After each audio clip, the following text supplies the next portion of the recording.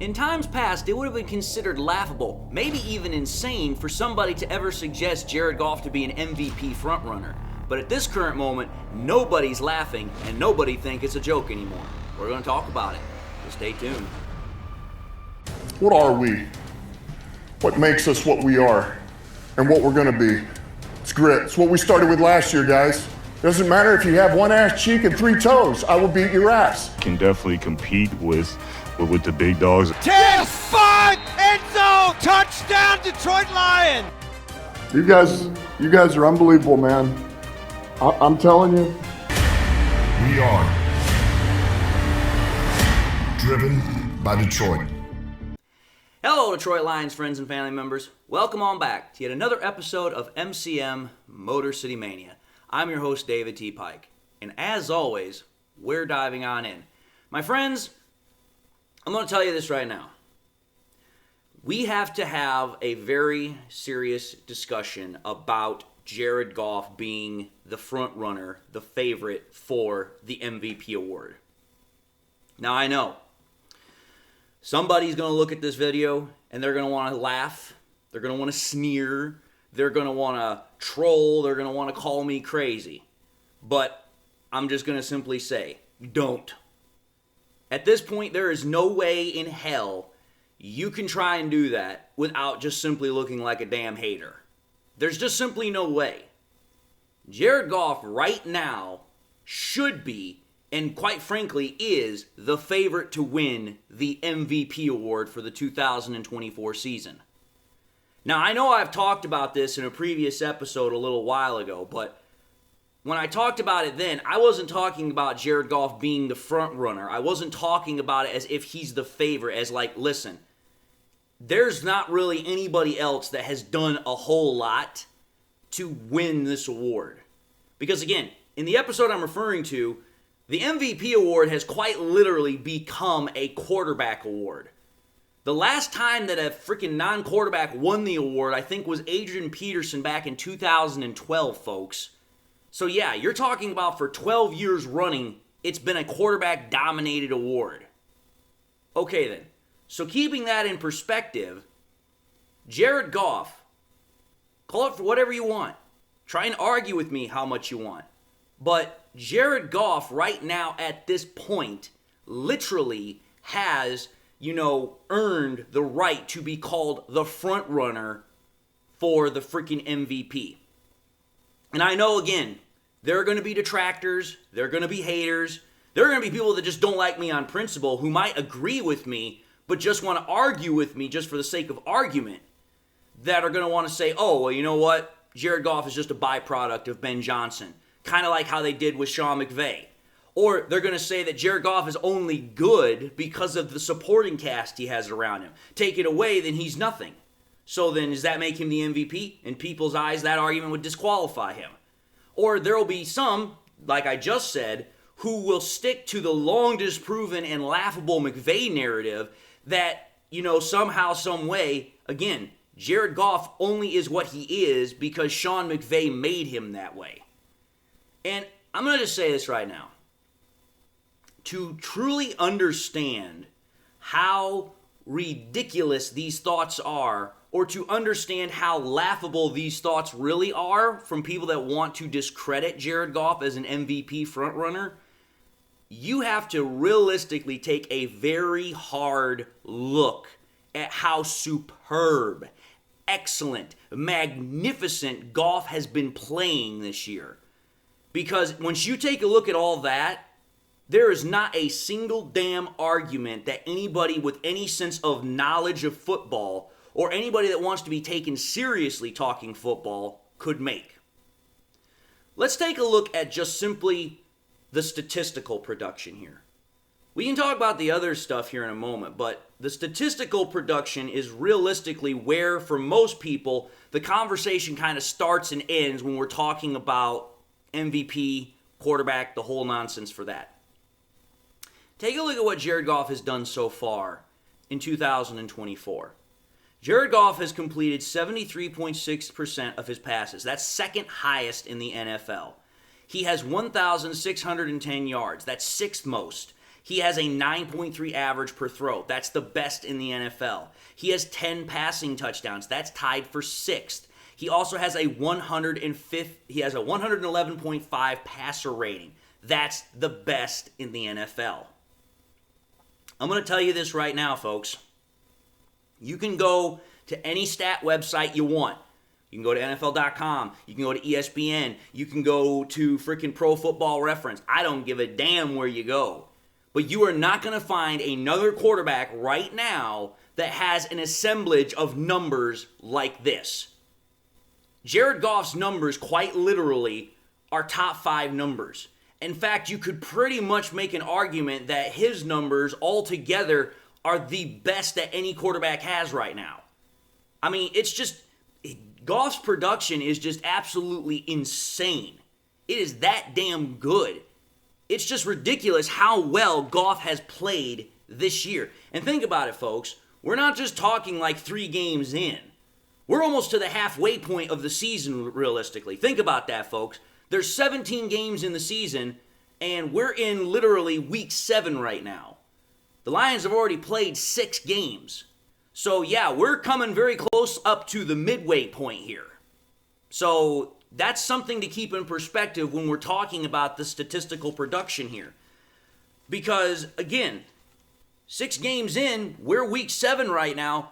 Simply put, Goff is the best quarterback in the NFL right now.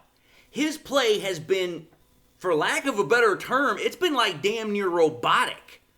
I mean, his precision and command, not only that he has over himself, but also over the entire Lions offense against opposing defenses, is just damn near like as if it's like running on a computer program.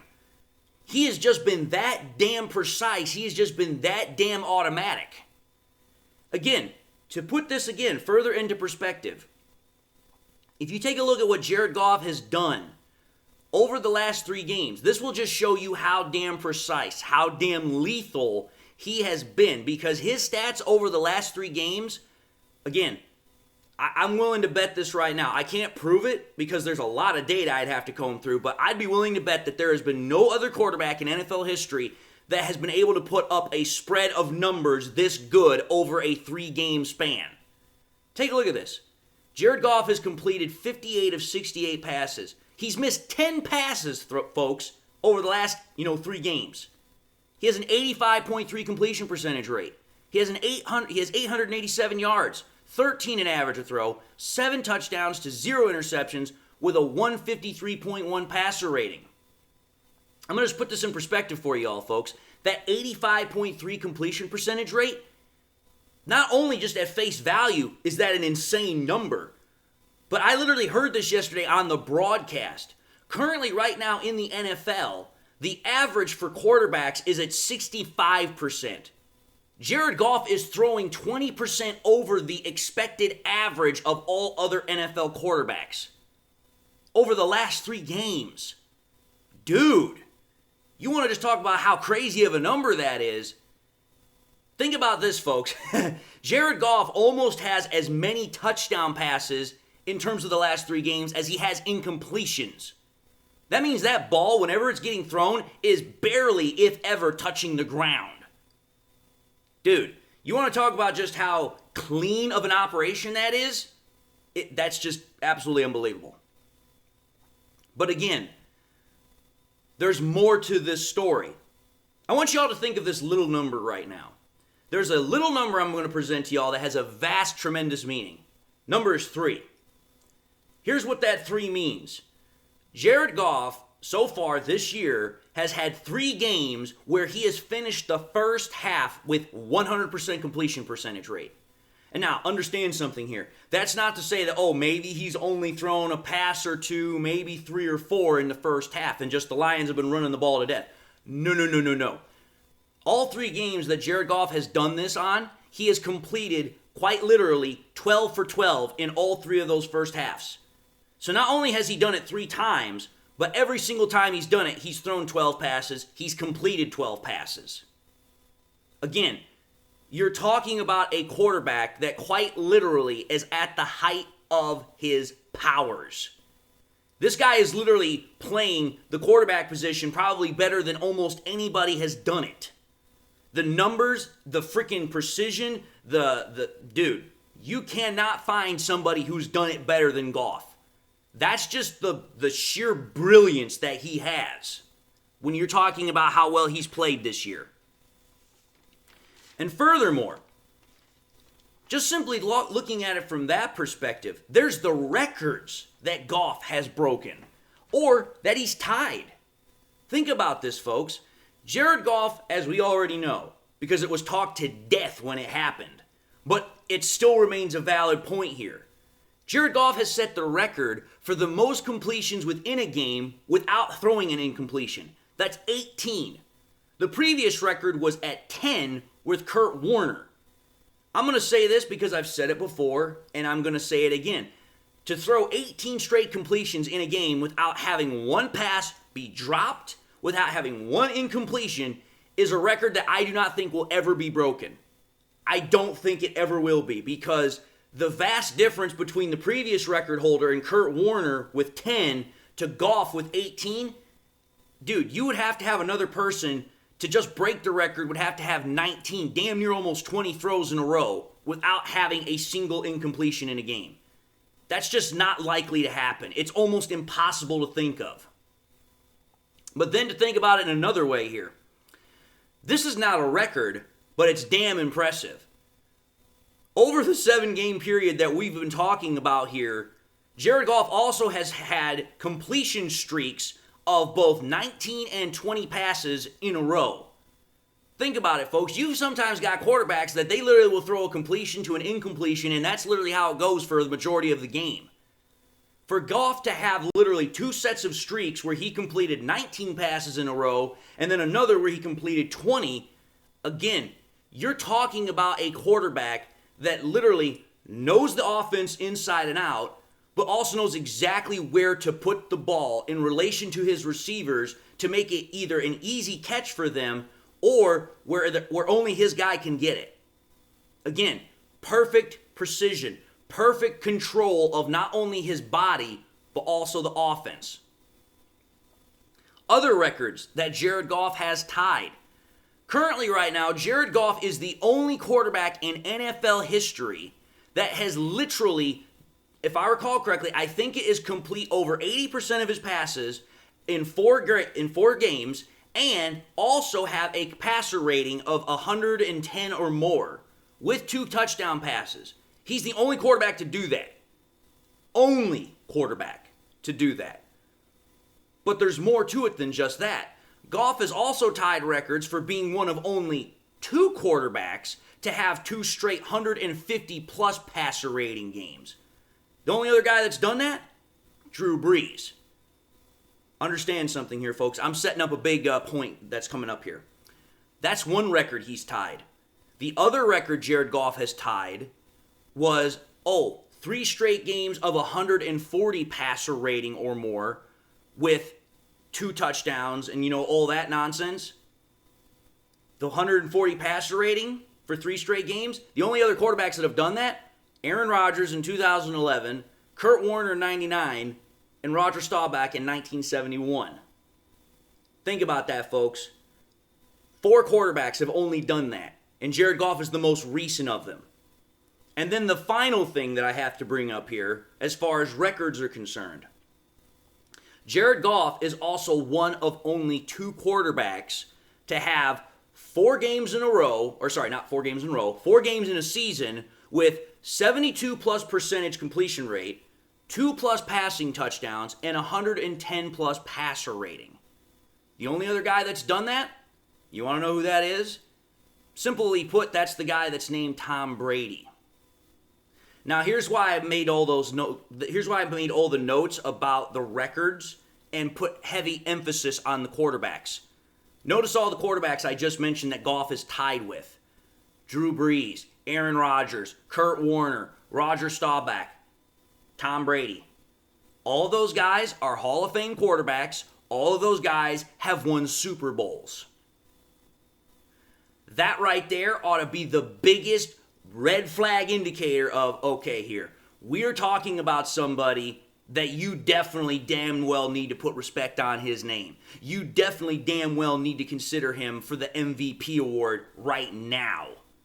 For Jared Goff to accomplish all that he's accomplished in literally 6 games, the fact that he has set and tied multiple records in 6 games, absolutely unbelievable.